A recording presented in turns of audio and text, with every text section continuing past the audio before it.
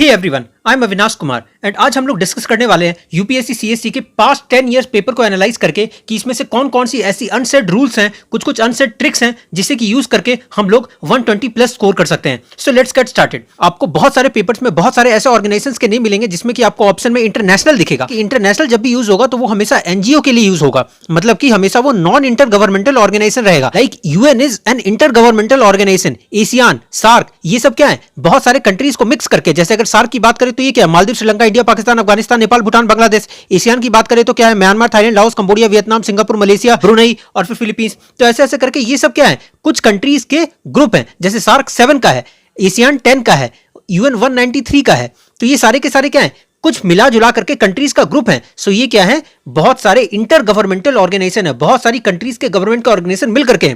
लेकिन जब भी एनजीओ वर्ड यूज हो जाए, जैसे कि ग्रीन पीस इंटरनेशनल, अगर बात करें Amnesty International, BirdLife International, wetland International, हर किसी की बात में देख रहे हैं आप इंटरनेशनल वर्ड जुड़ा हुआ है। तो ये सारे जब भी इंटरनेशनल वर्ड लग जाएं तो आप हमेशा सोच लीजिए कि ये हमेशा 100% ये क्या है, एनजीओ है। ट्रांसपेरेंसी इंटरनेशनल की भी बात करें सो ये भी क्या निकालती है, ये भी निकालती है corruption perception index. That means international word will always be used in the case of NGO only. So India में क्रोकोडाइल्स डेफिनेटली आपको देखने को नहीं मिलती है, बहुत ही लिमिटेड जगह है इंडियन रिवर्स में जहां पर कि आपको क्रोकोडाइल मिलेगी, अदरवाइज जनरली आपको नहीं मिलेगी। इंडिया में नॉर्मली क्या आपको मिलेगा, घड़ियाल मिलेगा, जैसे कि अगर चंबल रिवर की बात करें। लेकिन अगर क्रोकोडाइल्स की बात करें सो ये भितरकनिका मैंग्रोव्स में आपको मिलेगा, और भितरकनिका कहां पर है, उड़ीसा में है, ठीक है। और आपको अंडमान एंड निकोबार के भी कुछ एरियाज में आपको देखने को मिलेगा। नेक्स्ट अगर फोकस करें सो जितनी भी गवर्नमेंट की इनिशिएटिव्स एग्जाम में आती है तो हमेशा वो क्या होती है, पॉजिटिव अप्रोच को ही बिल्ड करती है। कभी भी गवर्नमेंट की ऑर्गेनाइजेशन नेगेटिव अप्रोच में दे रही है तो वो इनकरेक्ट होगा। आपको सेल गैस ध्यान रखना है, वो mixture of methane, propane and butane रहता है। टेरेस कल्टीवेशन की बात करें अगर पास्ट ईयर पेपर को एनालाइज करके तो हमेशा ध्यान रखिए कि ये सॉइल इरोजन को लेस करने के लिए काम आता है, जिसमें कि हम लोग टेरेस जैसा स्ट्रक्चर बिल्ड करते हैं।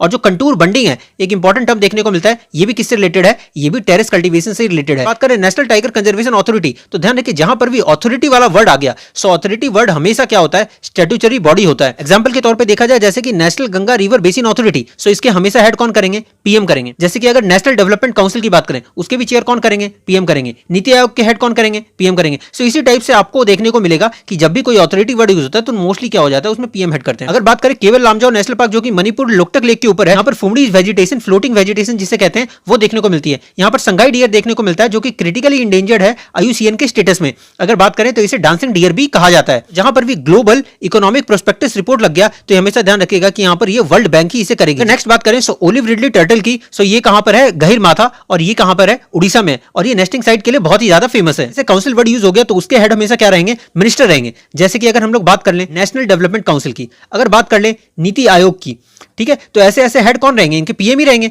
अगर नेक्स्ट बात करें कि जहां पर भी वर्ड कमिटी यूज हो जाएगा तो उसके हेड हमेशा क्या रहेंगे, ब्यूरोक्रेट रहेंगे। जैसे कि example RBI governor. Next important अगर देखें तो जब भी कोई स्कीम, इनिशिएटिव या फिर प्रोग्राम जब भी कोई लॉन्च होता है, जब भी कोई इंटरनेशनल बॉडी अगर दी रहती है, इंटरनेशनल ऑर्गेनाइजेशन अगर मेंशन रहता है एग्जाम में, मोस्टली आपको देखने को मिलेगा कि वो स्टेटमेंट्स इनकरेक्ट होते हैं। जैसे कि अगर एग्जांपल देख ले 2022 के क्वेश्चन नंबर 42 का, so International Energy Agency in partnership with the Climate Group launch the global initiative of EP100। So ये इंटरनेशनल बॉडी है तो डेफिनेटली स्टेटमेंट क्या हो जाएगा, इनकरेक्ट। नेक्स्ट क्वेश्चन भी 2022 का, ये question number 74, Indian sanitation coalition is a platform to promote sustainable sanitation and is funded by government of India and the world health organisation. Definitely international body है तो ये क्या हो जाएगा, incorrect. Next it is a committee setup by the UN security council, definitely जहां पर ये international body आ गया, हो गया इनकरेक्ट। 2022 का 76 क्वेश्चन। 2021 का, it is a global initiative launched by the agencies of the world health Organization and the World Bank, definitely international organization, so mostly wrong. So always remember this rule, this will definitely help you in the exam. इसी rule पे देखें तो 2022 के जिसमें कि 3 questions पे rule apply होता है, सिर्फ 1 में ही इनकरेक्ट होता है, मतलब एक्यूरेसी आपकी 75% आ गई। अगर 2021 के क्वेश्चन पे चलें तो 6 क्वेश्चंस ऐसे हैं जिसमें कि रूल अप्लाई होता है, सिर्फ 1 ही है जिसमें कि नहीं होता है, मतलब कि 85% आपकी एक्यूरेसी हो गई। ये ऐसे क्वेश्चन है जिसमें कि अगर आपकी इंटरनेशनल बॉडी डायरेक्टली इनकरेक्ट हो जाती है तो आपके क्या हो जाता है कि ऑप्शंस डायरेक्टली सॉर्ट आउट हो जाते हैं।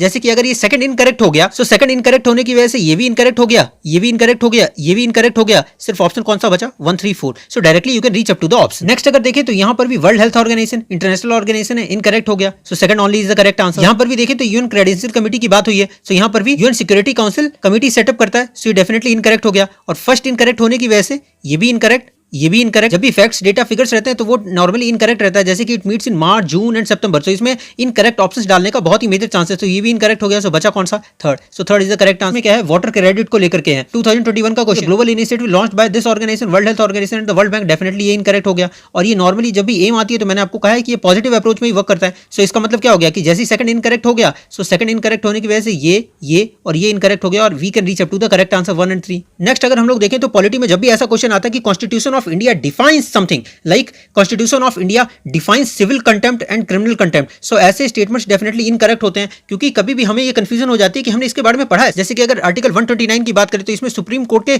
कंटेम्प्ट ऑफ कोर्ट की बात की गई है। आर्टिकल 215 की बात कर लें तो इसमें हाई कोर्ट के बारे में है, लेकिन हम लोग ये भूल जाते हैं कि कॉन्स्टिट्यूशन ऑफ इंडिया में डिफाइन नहीं है, बल्कि कंटेम्प्ट ऑफ कोर्ट के पनिश करने का तरीका दिया गया है। सो ऐसे स्टेटमेंट्स इनकरेक्ट हो जाते हैं। जैसे कि again constitution of India classifies minister into 4 ranks, normally किया जाता है इन 4 रैंक्स में, बट ये कॉन्स्टिट्यूशन ऑफ इंडिया ऐसा डिफाइन नहीं करता है। ये सारे के सारे 2020 रिसेंट क्वेश्चंस हैं। अगर बात करें certain provisions in the constitution of India, definitely constitution of India के बारे में जो भी स्टेटमेंट रहेगी वो मोस्टली क्या हो जाती है? इनकरेक्ट होती है। जैसे कि Constitution of India defines it's basic structure के बारे में है, लेकिन नॉर्मली कॉन्स्टिट्यूशन ऑफ इंडिया इसे प्रॉपर्ली डिफाइन नहीं करता है। सो ऐसे स्टेटमेंट्स क्या हो जाते हैं? इनकरेक्ट हो जाते हैं, and we can reach up to the correct answer by eliminating these options. इस रूल को फॉलो करें तो 2022 में जितने भी सारे 3 क्वेश्चन आए थे वो सारे राइट होते हैं, कोई भी आपका रॉन्ग नहीं होता है। तो 100% एक्यूरेसी। 2021 में भी जितने 2 क्वेश्चन आए थे सारे के सारे एक्यूरेट होंगे और 100% एक्यूरेसी। अगर जैसे ही आप इन स्टेटमेंट्स को, जैसे कि जिसमें कॉन्स्टिट्यूशन ऑफ इंडिया डिफाइंस है, तो उसमें आपको इनकरेक्ट करते हैं, तो डेफिनेटली 1 इनकरेक्ट हो गया। ये सेकंड वाला तो जिसमें कि council of ministers plus union government के सारे मिनिस्टर्स को मिला जुलाकर 15% एक्सीड नहीं करने चाहिए, ये तो 91 कॉन्स्टिट्यूशनल अमेंडमेंट एक्ट किया गया था और इसमें भी ये मेंशन है। सो इस तरीके से ये तो बेसिक रूल के ऊपर, और फर्स्ट इनकरेक्ट होता है तो second only is the correct answer. Next हम लोग देखें तो attorney general of India and solicitor general of India only officers, नहीं ऐसी बात नहीं है, ये तो एक्सट्रीम वर्ड है, इसमें ओनली भी है। हालांकि एजीआई को सिर्फ परमिशन रहती है जिसमें कि वो allowed to participate in the meetings of the parliament of the India है, ठीक है। तो ये स्टेटमेंट इनकरेक्ट हो गया। सेकंड बात करें according to the constitution of India, ये भी इनकरेक्ट हो गया। So neither 1 nor 2 will be the correct answer. Next अगर हम लोग देखें तो government of Reserve Bank of India is appointed by the central government, ये तो बेसिक नॉलेज के ऊपर है, but certain provisions in the constitution of India, definitely ये इनकरेक्ट हो गया। तो सेकंड इनकरेक्ट होते ये हो गया, ये हो गया और ये हो गया, ये तीनों के तीनों इनकरेक्ट हो गए। सो बचा कौन सा? C is the correct answer. Just remember we are discussing the real UPSC questions 2020 2021। So अगर हम लोग देखें Constitution of India defines, definitely incorrect हो गया। Constitution of India provides the judicial review, definitely incorrect हो गया। So neither 1 and 2 would be the correct answer. Next आपको याद रखना है कि जब भी ऐसे कोई स्टेटमेंट्स आ जाएं जो कि हार्ड टू प्रूफ हो, जिसे कि नॉर्मली प्रूफ करना बहुत ही मुश्किल हो, जिसके लिए बहुत सारी रिसर्च चाहिए हो, और जो भी फिर भी बहुत ही हार्ड और इम्पॉसिबल टू प्रूफ करना हो, सो वैसे स्टेटमेंट्स क्या होते हैं? नॉर्मली करेक्ट होते हैं, क्योंकि यूपीएससी बहुत सारा रिस्क नहीं लेना चाहेगा। Global Ocean Commission grants licence, definitely international body है, इनकरेक्ट हो जाएगी। Next statement rare earth metals are present on sea floor in international waters. देखिए अब इंटरनेशनल वाटर कितना ज्यादा पूरा का पूरा फैला हुआ है, 99% ऑफ इंटरनेशनल सी बेड